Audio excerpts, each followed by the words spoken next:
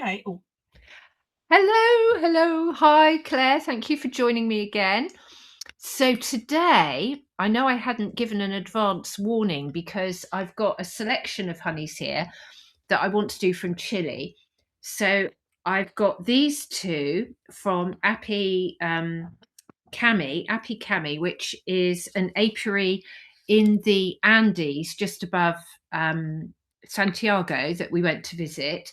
And then I've got two from Easter Island that I also want to do.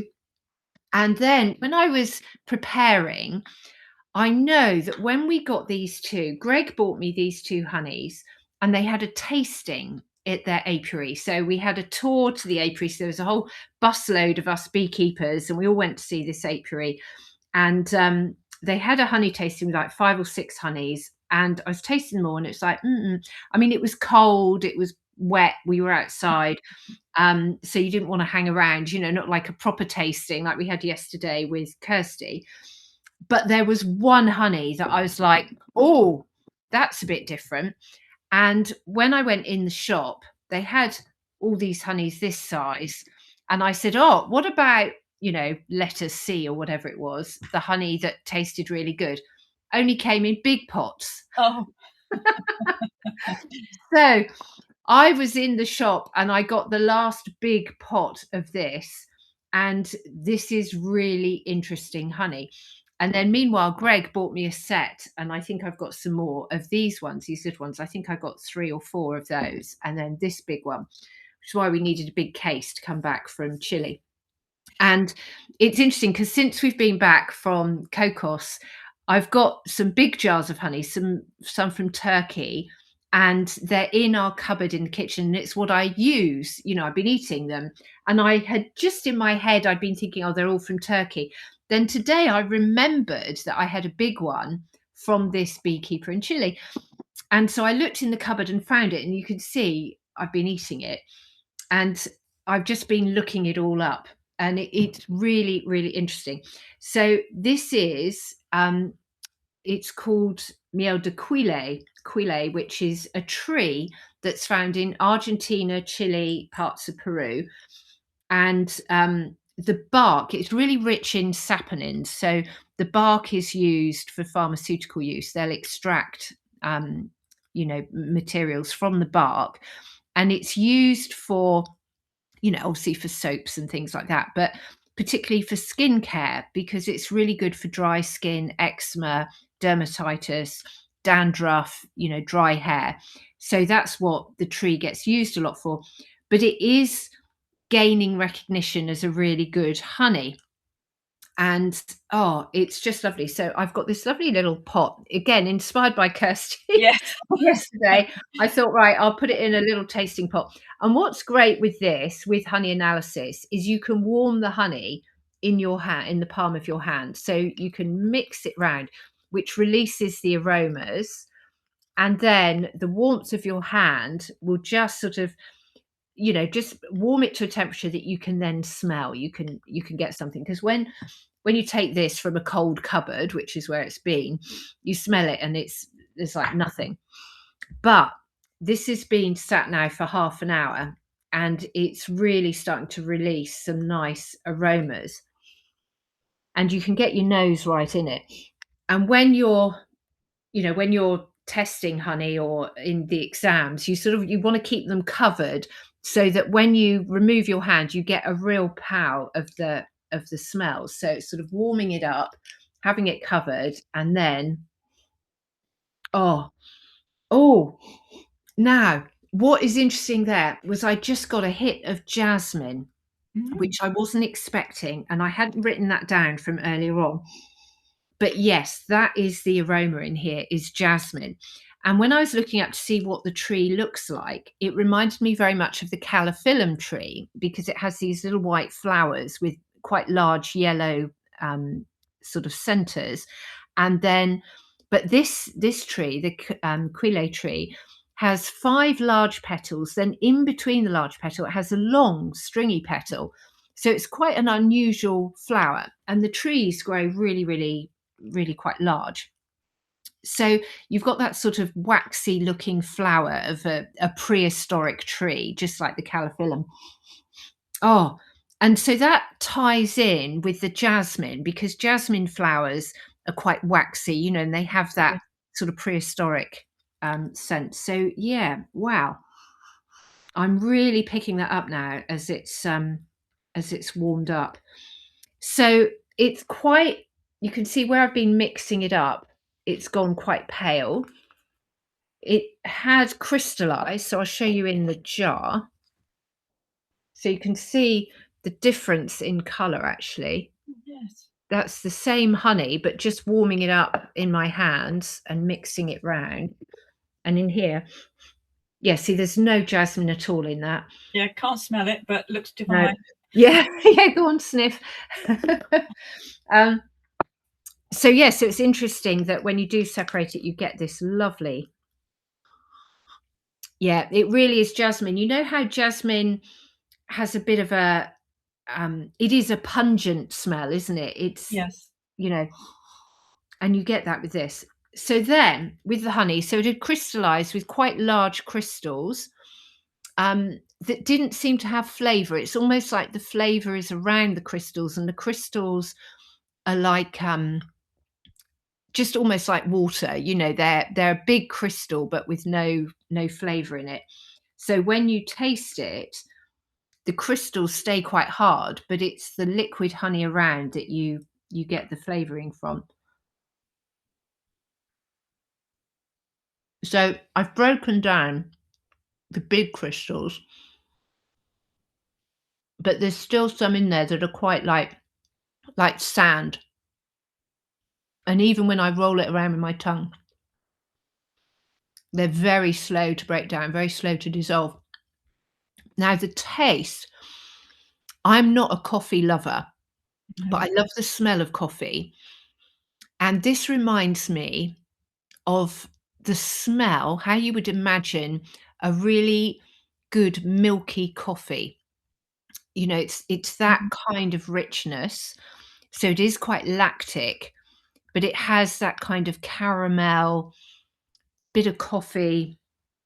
Oh, and yet it is also quite fresh. It feels quite cleansing on the palate. It's not oversweet. Um, Bits of it sound like a Baileys. mm, do you know that probably is what it's like because it does have that caramel. Mm. Mm, yes, this is Bailey's honey. Mm. Yeah. But with the jasmine, so you do have this sort of floral note. No, it's good. It is a really good honey. It's really interesting. Now, I was trying to find online if anybody had done a sensory analysis profile on this honey, and all I could find, I couldn't find that, but I could find an article that was in 2021 where some sensory analysts were wanting to analyze some of the Chilean honeys. So this one, an Umo, which I tested on day one, tasted on day one. And so Quillay is one of the honeys that they wanted to analyze. But the paper was all about them wanting to set up analysis. And then when I actually managed to find the PDF of the actual paper, it's all in Chilean. So I'll have to get it translated. But Yeah. Um, they had done yeah. something on the Quillay honey. Do they speak Spanish in Argentina? Mm, it's a form of Spanish. Mm. Mm. But again, Kirsty, she lived in Argentina. Oh, yes. So she would speak Argentinian Spanish. Mm. And when she went to Apamondia in Copenhagen, she went to the Chile stand and was chatting to them. And they were really confused because they were like, "You're speaking Chilean, but with an Argentinian accent, and you're English." They just couldn't Oh, quite put it all yes. together.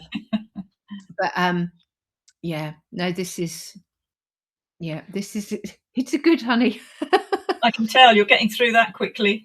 Mm, yeah, so I think it's Bailey's. That is the overwhelming note.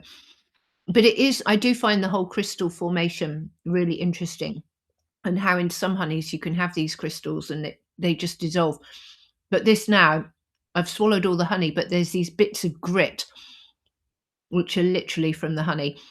And it is quite lactic, it is quite creamy, milky. Um, mm, Gosh, do you know what? I think it would be lovely on a Christmas pudding. Oh, yes. Yeah.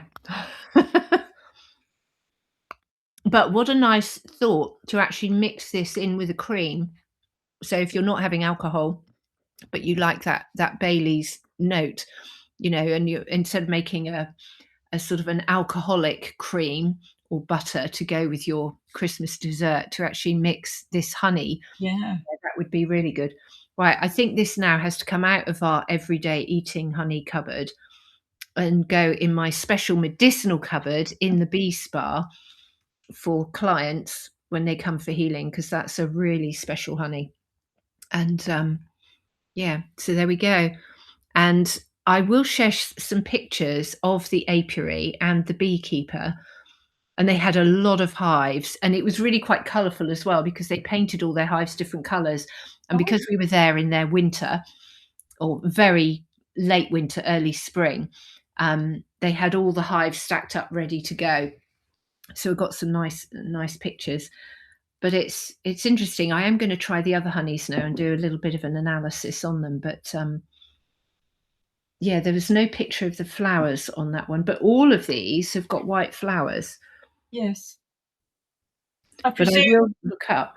yeah, I presume colour of flowers doesn't influence honey. Does altitude ever influence honey in any way? Well, it's funny.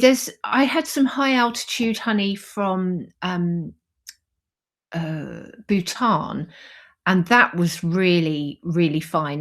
And I have started noticing that people are marketing honey as a high altitude honey, and I'm not sure if the altitude will have an impact on flavour or taste, but it would have an impact on the plants and the air. So I think with a high altitude honey, you get a freshness, you get a Mhm. clarity of the flavors that you're tasting. And again, it depends on the soil, what sort of soil you're going to get at that high altitude. But yeah, I mean, this would have been quite high altitude honey, because we did go up into the mountains, and there was snow where we were, even though it was early spring. But yeah, no, that's a really interesting question, and I don't know. But doing this Advent this year, it's really reignited my curiosity about honey. I think from doing the level 3 and the exam, and not doing as well as I'd hoped in the exam, I think I lost my excitement about honey, and I just felt overwhelmed and that it wasn't part of my journey. But looking back at it all now and going through my samples, and because I've got more time now than I did before, I've got that time to look up each honey. And what I'm doing is making my notes in my little honey sensory book, so that instead of that impulsive, oh yes, it tastes like this or it tastes like that, I can actually make notes that I can refer back to. So when I'm judging honeys, I've Oh, got a wider mhm. palette, a wider memory of different types of honey. So I think this is really quite exciting. So I feel quite rejuvenated in the honey world. So, Mm. and it's lovely having you here as well, because to share, it's almost like my new explorations, and trying to describe a honey that you're not tasting, but in a way that describes it accurately. And that's Mhm. what honey sensory analysis is all about, is Mm. finding a way to describe it from the color, the taste, the texture, the aroma, the smell, you know, um, and obviously the taste. It's far more complex than looking at it on a computer chart that says, oh, it has these minerals or it has this Yeah. pollen Yeah. or whatever. So sensory analysis has a real place. Mhm. Um, and mm, as does this honey, Quillay honey. Yeah, is a really, really, really good honey. So it's elevated in my perception now, Yeah. and it will now be elevated into the high altitude cupboard in my in my in my bee spa rather than the lower altitude cupboard in our kitchen. Yeah. So, yeah. So, I'm gonna end it there, but thank you very much, and I think I'll do an Easter Island honey tomorrow.